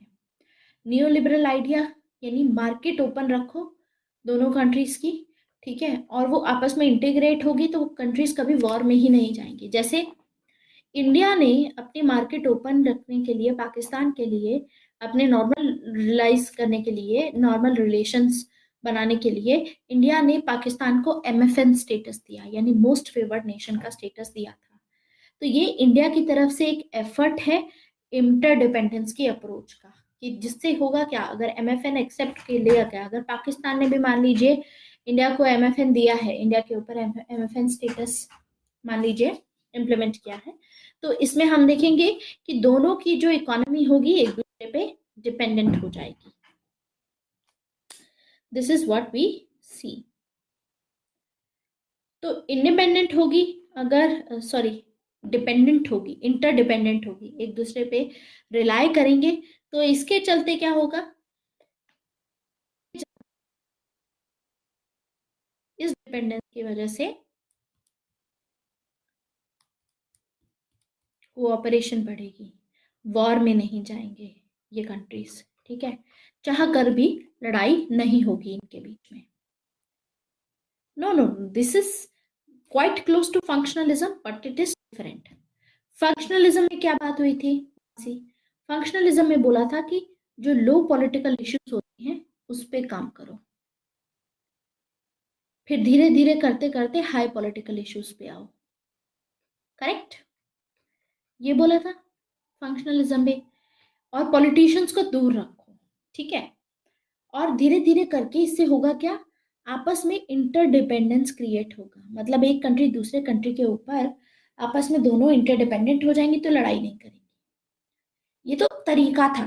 तो यानी functionalism leads to interdependence. Interdependence क्या होता है मैं वो बता रही हूँ। इंटरडिपेंडेंस में इकोनॉमिक इंटरडिपेंडेंस की बात की जाती है, कि इकोनॉमिकली इंटरडिपेंडेंट हो जाओ, ठीक है। जैसे कि इसमें कौन कौन से हैं हमारे, रिचर्ड कॉब्डेन भी, ठीक है, हमने पहले पढ़े थे। इसमें रिचर्ड रोजक्रैंस हैं, रिचर्ड रोजक्रैंस एक नाम है, ठीक है। इसके अलावा रिचर्ड रोजक्रैंस के अलावा है थॉमस फ्रीडमैन। थॉमस फ्रीडमैन ये वही हैं जो ग्लोबलाइजेशन में हमने पढ़ा था जिनके बारे में। थॉमस फ्रीडमैन ने गोल्डन आर्चेस थ्योरी दी है, golden arches theory. And Richard Cobden ने रिचर्ड रोजक्रैंस ने दी है ट्रेडिंग स्टेट्स का कॉन्सेप्ट। ट्रेडिंग स्टेट का कॉन्सेप्ट ये बोलता है कि अगर आपस में दो स्टेट ट्रेड करते हैं एक दूसरे के साथ में तो वो कभी लड़ाई नहीं करेंगे, ठीक है, क्योंकि इन दोनों की इकोनॉमीज को नुकसान होगा, इससे दोनों ही स्टेट को नुकसान होगा, इसीलिए वॉर पे नहीं जाएंगे ये दोनों स्टेट्स। ऐसे ही हमारे आते हैं थॉमस फ्रीडमैन। इन्होंने अपनी गोल्डन आर्चेस की थ्योरी में बोला था कि मान लीजिए दो कंट्रीज में मैकडॉनल्ड की चेन है, तो जिन कंट्रीज में मैकडॉनल्ड की चेन्स होती हैं वो कंट्रीज आपस में कभी लड़ाई नहीं करेंगी। क्यों? क्योंकि वहां पर लोग प्रेफर करेंगे बर्गर्स के लिए लाइन में खड़े होना रादर देन बॉर्डर पे अपनी जान गंवाना, ठीक है, क्योंकि ऐसी दोनों कंट्रीज इकोनॉमिक इंटरडिपेंडेंट होगी। आप खुद सोचिए, यूएसए का है मैकडॉनल्ड, राइट, हम यूएसए के साथ में कभी वॉर में नहीं जा सकते, क्योंकि अगर ऐसा हुआ तो जो यूएसए की जितनी भी कंपनीज हैं या जितनी भी चेन्स हैं जो इंडिया में खुली हुई हैं, ठीक है, लोगों को वो सब बिजनेसेस बंद हो जाएंगे, ठीक है। तो उससे क्या होगा फर्दर, इंडिया नहीं, ऑब्वियसली लोगों को उससे नुकसान होगा। जैसे हम लोग आजकल डोमिनोज खाते हैं, ठीक है, आपका केएफसी हो गया, मैकडोनल्ड हो गया, कितने सारे इंटरनेशनल ब्रांड्स हैं, चाहे कपड़े के हो, ठीक है, चाहे, तो इससे यूएसए का भी नुकसान होगा। अगर यूएसए, हम खुद भी नहीं करेंगे, यूएसए भी नहीं करेगा हमारे साथ, क्योंकि यूएस से कभी नुकसान होगा, उसके बहुत सारे ब्रांड्स हैं, बहुत सारे बिजनेसेस हैं जो इंडिया से कमाते हैं, इंडिया की इतनी ह्यूज मार्केट है। तो ultimately they will not go to war, क्योंकि दोनों कंट्रीज एक दूसरे पे इंटरडिपेंडेंट है। तो यानी इसमें माना जाता है कि अगर स्टेट्स, दो कंट्रीज के बीच में अगर एक इकोनॉमी के ऊपर डिपेंडेंसी आ जाती है, तो ये चीज फुलिश लगती है कि अगर आप एक दूसरे के साथ वॉर करो, क्योंकि इससे दोनों का ही नुकसान होगा। तो यानी जो रिचर्ड क्रॉस रोजक्रेंस हैं, ये बोलते हैं कि आज के टाइम पे मिलिटरिस्टिक स्टेट से ज्यादा ट्रेडिंग स्टेट्स बेहतर हैं। आज आप मिलिटरिस्टिक स्टेट्स देखो, जर्मनी और जापान, दोनों ही मिलिटरिस्टिक स्टेट हुआ करते थे। जापान एक टाइम पे मिलिटरली कितना एडवांस था, जापान ने रशिया तक को हरा दिया था। लेकिन आज के टाइम पे जापान फिर भी सबसे एडवांस कंट्रीज में आता है, reason being trading states. World war two के बाद से जापान ने इसी चीज पे फोकस किया, सभी कंट्रीज के साथ में अपना ट्रेड करना शुरू किया। इंडिया जबकि 1991 तक क्लोज्ड इकोनॉमी था, किसी के साथ ट्रेड नहीं करता था, सेल्फ सफिशिएंसी पे मेंटेन कर रहा था। चाइना ने काफी लेट खोला, लेकिन उसकी वजह से चाइना की इकोनॉमी को कितना हेल्प हुआ। ऐसे ही इंडिया ने अभी 1991 में खोला था, ठीक है, तो अभी हमारे 30 इयर्स होने वाले हैं, ठीक है, ओपन किए हुए। अगले 20 सालों में बहुत ज्यादा डेवलपमेंट होगी इसीलिए हमारी कंट्री में, ठीक है। तो यानी रिचर्ड रॉसमेंस का भी यही कहना है कि कंट्रीज को इस चीज को लेकर के इंस्पायर्ड होना चाहिए कि उनको दूसरे स्टेट्स के साथ में अपनी ट्रेडिंग बढ़ानी है, इससे दोनों का फायदा हो। तो मिलिट्रिस्टिक स्टेट बनने से अच्छा है ट्रेडिंग स्टेट बनना बेहतर है। जैसे कि यूएसएसआर का एग्जाम्पल देखिए आप, यूएसएसआर ने वर्ल्ड वॉर टू के खत्म होने के बाद में यूएसएसआर मिलिट्रिस्टिक अप्रोच अपनी फॉलो की। यूएसएसआर ने मिलिट्री पे बहुत ज्यादा ध्यान दिया। यही भी रीजन है कि यूएसएसआर ने एंड कोल्ड वॉर के टाइम पे 1985 के टाइम पे बहुत ज्यादा प्रेशर हो गया था यूएसएसआर पे, इकोनॉमिक क्राइसिस आ गया था और अल्टीमेटली कोलैप्स हो गया। जबकि यूएसए ने ऐसा नहीं किया। आज के टाइम पे यूएसए मिलिट्री पे बहुत ज्यादा स्ट्रेस कर रहा है रादर देन ट्रेड पे। ये भी रीजन है कि यूएसए की हेजेमनी डिक्लाइन हो रही है, क्योंकि यूएसए मिलिट्री वाइज अपना आपको इतना एग्जॉस्ट कर दिया है। यूएसए ने सारा पैसा उसमें ज्यादा अपना लगाया है, आर्म्स पे, अपने एमिनेशंस पे, सोल्जर को भेजना इधर उधर, इतने वॉर्स में इतना जो इन्होंने बिलियन डॉलर्स लगाए हैं, ऑब्वियसली टैक्स पेयर का पैसा, वो पैसा ये डेवलपमेंट में लगा सकते थे। ये भी रीजन है कि यूएसए की हेजेमनी डिक्लाइन हो रही है। तो यानी रिचर्ड रॉस्किंस का कहना है कि आज के टाइम पे इकोनॉमिक इंटरडिपेंडेंस मैटर करती है। आया समझ? तो यहाँ पर आता है इकोनॉमी, हमारी इंटरडिपेंडेंस का टॉपिक। अब इंटरडिपेंडेंस के बाद आता है हमारा नेक्स्ट टॉपिक, कॉम्प्लेक्स इंटरडिपेंडेंस।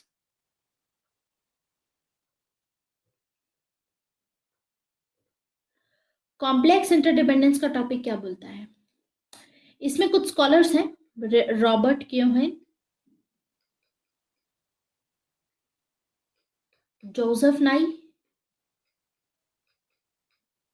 ये जो स्कॉलर्स हैं इनका मानना है कि कंट्रीज के बीच में, ठीक है, कॉम्प्लेक्स इंटरडिपेंडेंस क्रिएट करता है, एग्जिस्ट करता है। मतलब आज के टाइम पे देखिए, कॉम्प्लेक्स इंटरडिपेंडेंस की थ्योरी जैसे दूसरी लिबरल थ्योरीज हैं वो सारी प्रिस्क्रिप्टिव है, हमको सोल्यूशंस बताती हैं कि ये करना चाहिए। ये हमको सोल्यूशन नहीं बता रही है कॉम्प्लेक्स इंटरडिपेंडेंस की थ्योरी। ये स्कूल हमको बताता है डिस्क्रिप्शन कि एक्चुअली में क्या एग्जिस्ट कर रहा है आज के टाइम में, डिस्क्रिप्शन बताता है हमको, ठीक है। पहली चीज तो ये याद रखिए। दूसरी चीज में ये है कि ये बताता है कि पोस्ट कोल्ड वॉर के बाद में कंट्रीज के बीच में किस टाइप का रिलेशंस एग्जिस्ट कर रहे हैं। एक होता है इंटरडिपेंडेंस। इंटरडिपेंडेंस होता है सिर्फ इकोनॉमिक टर्म्स में, ठीक है, कि आप कोऑपरेट कर रहे हो, इंटरडिपेंडेंट है आपकी इकोनॉमी। एक होता है कॉम्प्लेक्स इंटरडिपेंडेंस। कॉम्प्लेक्स इंटरडिपेंडेंस का मतलब होता है कि प्रॉब्लम्स भी हैं दोनों स्टेट्स के बीच में, लेकिन उसके बावजूद भी दोनों स्टेट्स कोऑपरेट कर रहे हैं। कैसे? चाइना को देखिए। चाइना और इंडिया के बीच में डिस्प्यूट अभी भी है। साउथ चाइना सी को लेकर डिस्प्यूट है, ये अक्साई चिन को लेकर डिस्प्यूट है, अरुणाचल प्रदेश को लेकर के अभी भी डिस्प्यूट है। ऐसी स्ट्रिंग ऑफ पर्ल्स हो गया, सी पैक हो गया, बहुत सारे प्रॉब्लम्स हैं इंडिया चाइना के बीच में, एरिया ऑफ टेंशन बहुत सारे हैं। उसके बावजूद ये दोनों कंट्री जो हैं कोऑपरेट कर रही हैं, ट्रेड कर रही हैं आपस में, इंटरडिपेंडेंट है दोनों कंट्रीज। उसके बावजूद ये लोग वॉर नहीं करेंगे। टेंशन्स भी हैं इनके बीच में, ट्रेड भी कर रहे हैं लेकिन साथ में, और इस वजह से ये वॉर नहीं करेंगी दोनों कंट्रीज। तो इसीलिए जब 2017 का डोकलाम स्टैंड अप हुआ था, जब लोग ये बोल रहे थे कि इंडिया चाइना की वॉर छिड़ने वाली है, वो सही नहीं था और होगा भी नहीं। बहुत रेयर केस ऐसा आएगा जब ऐसा हो सकता है, लेकिन वॉर नहीं होगी इंडिया चाइना की। रीजन कॉम्प्लेक्स इंटरडिपेंडेंस, क्योंकि चाइना ये बहुत अच्छे से जानता है कि चाइना को बहुत नुकसान होगा, बहुत सारे बिलियन डॉलर्स का नुकसान होगा चाइना को इस चीज से, अगर इंडिया के साथ में उसने अपनी ट्रेडिंग मतलब रोक दी। क्योंकि इंडिया के साथ में अगर वॉर किया तो ऑब्वियसली इंडिया इंपोर्ट बंद कर देगा चाइना से, इससे चाइना की इकोनॉमी को बहुत नुकसान पहुंचेगा। करेक्ट? ये है कॉम्प्लेक्स इंटरडिपेंडेंस। तो आज ये, अब इन दोनों की जो मार्केट्स हैं वो इंटीग्रेट हो गई हैं। साथ ही साथ टेररिज्म के चैलेंज आ गया है, at the same time climate change का चैलेंज आ गया है। आज के टाइम पे एक कंट्री टेररिज्म या क्लाइमेट चेंज के खिलाफ या पेंडेमिक्स के खिलाफ अकेले एक कंट्री लड़ाई नहीं कर सकती है। अगर कोई वायरस अटैक होता है, वायरस थ्रेट होता है, मान लीजिए कहीं से वायरस ओरिजिनेट हुआ, मान लीजिए चाइना से ओरिजिनेट हुआ, धीरे धीरे करके इंडिया में भी फैल जाएगा, सभी वर्ल्ड में फैल जाएगा, सभी सभी की जान को खतरा है। तो आज के टाइम पे ऐसे चैलेंजेस हैं जिसको एक कंट्री नहीं फेस कर सकती है, अकेले उससे नहीं लड़ सकती है। तो इन चैलेंजेस की वजह से, इन थ्रेट्स को काउंटर करने के लिए, ये एक स्टेट की कैपेसिटी के बियॉन्ड है। तो इसीलिए ऐसी कंडीशंस जो होती हैं, ऐसे जो चैलेंजेस होते हैं, ये आज के टाइम पे कंट्रीज को फोर्स करते हैं आपस में कोऑपरेट करने के लिए। तो कॉम्प्लेक्स इंटरडिपेंडेंस एक ऐसी सिचुएशन है जिसमें आप अदरवाइज उस कंट्री को हेट करते हो, लेकिन आपको उस कंट्री के साथ में कोऑपरेट करना पड़ेगा। आया समझ? This is interdependence, complex interdependence. Interdependence है सिर्फ इकोनॉमिक इंटरडिपेंडेंस, और जो कॉम्प्लेक्स इंटरडिपेंडेंस है वो इस चीज को दर्शाता है कि बहुत सारे ऐसे भी फैक्टर है जिसकी वजह से ना चाहते हुए भी कंट्रीज को आपस में आज के टाइम पे ग्लोबलाइजेशन के चलते, या मार्केट इंटीग्रेट हो गई हैं, या थ्रेट्स बहुत हो गए हैं आज के टाइम पे, ग्लोबल थ्रेट हो गए हैं, इनको कोऑपरेट करना ही पड़ेगा। इसमें कोई हायरार्की नहीं रहेगी इश्यूज की। सिक्योरिटी का जो एस्पेक्ट है वो मल्टी डायमेंशनल हो गया है। तो हार्ड पावर जो है वो कम हो गई है, अब इंटरनेशनल पॉलिटिक्स में हार्ड पावर यूज नहीं होती। कॉम्प्लेक्स इंटरडिपेंडेंस इसीलिए एक क्वेश्चन मार्क लगाता है, जिस वे से जो स्ट्रक्चरल रियलिस्ट थे उन्होंने इंटरनेशनल पॉलिटिक्स को डिस्क्राइब किया था। क्योंकि स्ट्रक्चरल रियलिस्ट का बोलना था कि एनार्की है, आपस में स्टेट कोऑपरेट ही नहीं करेंगे। लेकिन हम देखते हैं कि इन सभी फैक्टर्स के चलते आज के टाइम पे देशों को मजबूर किया जाता है, मतलब they are force to cooperate with each other, क्योंकि उनकी कैपेसिटी में नहीं है ऐसे ग्लोबल थ्रेट से फाइट करना।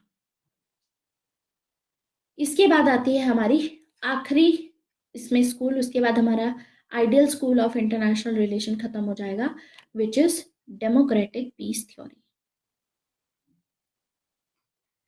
Democratic peace theory democratic peace theory में क्या है? डेमोक्रेटिक पीस थ्योरी में आते हैं मिशेल डॉयल, इन्होंने दी थी ये थ्योरी। इनका मानना है कि अगर दो कंट्रीज में डेमोक्रेसी एग्जिस्ट करती है तो वो दोनों कंट्रीज कभी भी वॉर नहीं करेंगी। रीजन, रीजन क्या है? डेमोक्रेसी का मतलब उस कंट्री में freedom of speech and expression है। जिस कंट्री में freedom of speech and expression होता है, अगर कोई टेंशन भी क्रिएट होती है उन दोनों कंट्रीज में, तो वो लोग स्पीच एंड एक्सप्रेशन के थ्रू, बातचीत के थ्रू, डायलॉग के थ्रू अपना डिस्प्यूट को रिजॉल्व कर सकते हैं रादर देन फोर्स। चाइना में देखिए freedom of speech and expression नहीं है, इसीलिए थोड़ा डिफिकल्ट है वहां पर डिस्प्यूट रिजॉल्व करना। लेकिन जहां पर भी डेमोक्रेसी है, अब कहोगे पाकिस्तान में भी मैम डेमोक्रेसी थी, लेकिन पाकिस्तान में ब्यूरोक्रेसी, आर्मी ब्यूरोक्रेसी एग्जिस्ट करती है। लोगों के पास में उतनी राइट्स नहीं है या उतना freedom of speech and expression अभी भी नहीं है पाकिस्तान में। हम देखते हैं कि दो डेमोक्रेसीज वॉर में नहीं जाएंगी, ये कहना है मिशेल डॉयल का। दो कंट्रीज नहीं जाएंगी क्योंकि डेमोक्रेसी है। तो ये जो स्कॉलर हैं इमैनुअल कांत,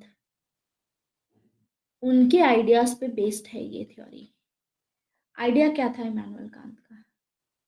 इनका आइडिया था कि रिपब्लिकनिज्म का आइडिया था। रिपब्लिकनिज्म का यानी जहाँ पर इलेक्ट किए जाते हैं लोग, जहाँ पर सब लोग अपना फ्रीडम एक्सरसाइज करते हैं, वहां पर लोगों की कभी चॉइस रहेगी ही नहीं कि उनको वॉर में जाना है, बिकॉज ऐसे लोगों को लिबर्टी चाहिए। और वॉर इंस्टेबिलिटी जैसी सिचुएशंस बनाती है।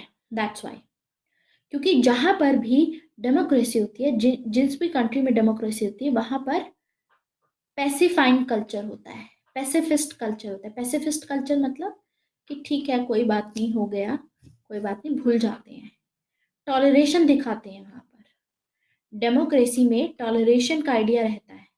जैसे इंडिया में डेमोक्रेसी है, बहुत सारे रिलीजन है, बहुत सारी प्रैक्टिसेस हैं, इंडिया में टॉलरेशन बहुत लेवल अभी हाई है उस मामले में।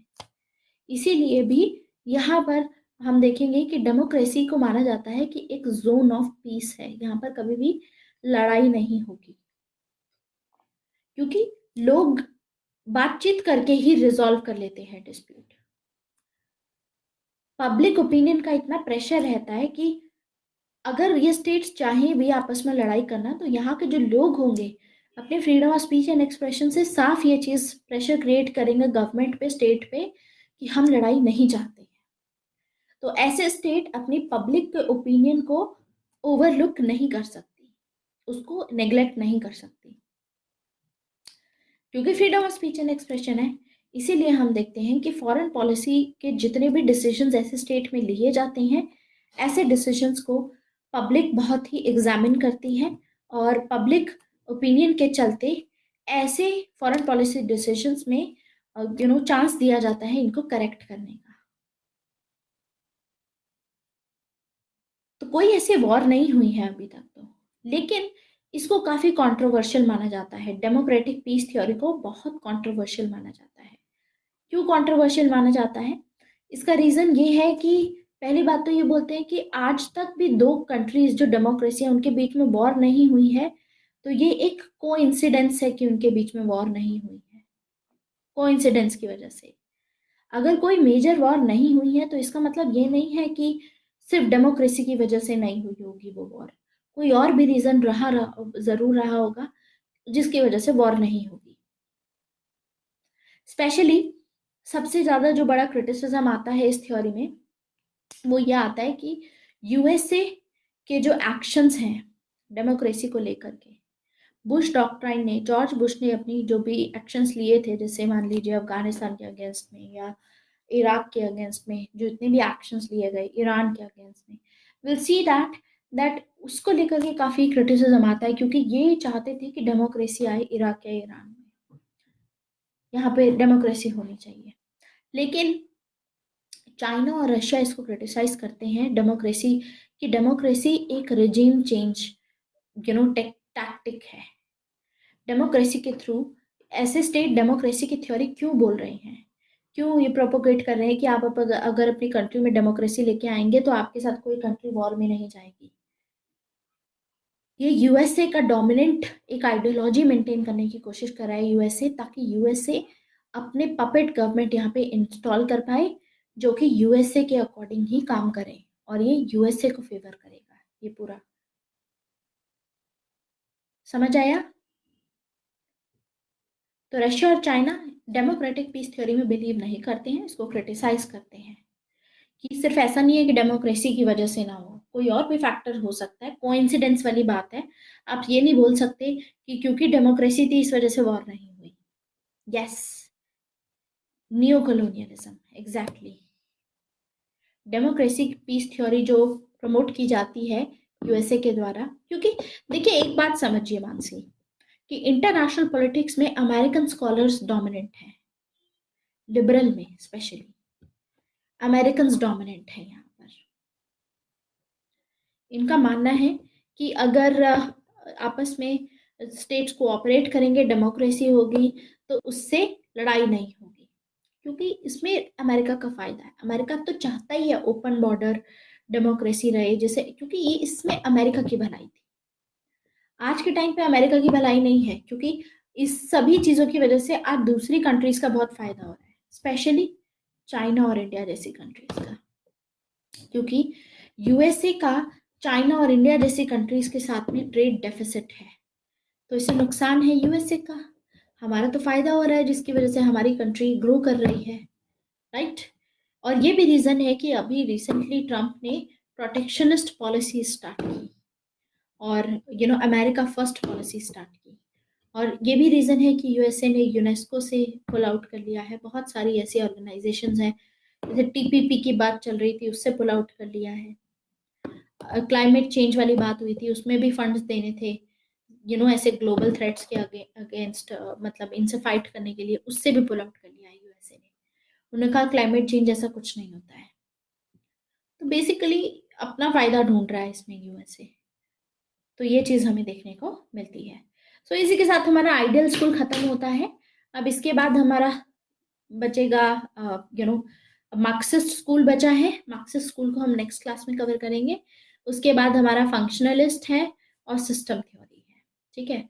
बेसिकली सिस्टम थ्योरी रहेगा, बाकी एक दो थोड़े से गेम थ्योरी वाले कॉन्सेप्ट हैं, हमारा फिनिश हो जाएगा। आई ट्राई कि नेक्स्ट क्लास में जब भी हमारी इसकी क्लास रही इंटरनेशनल रिलेशन वाली, उसमें मैं ये फिनिश कर दूंगी। This is it for today, thank you very much.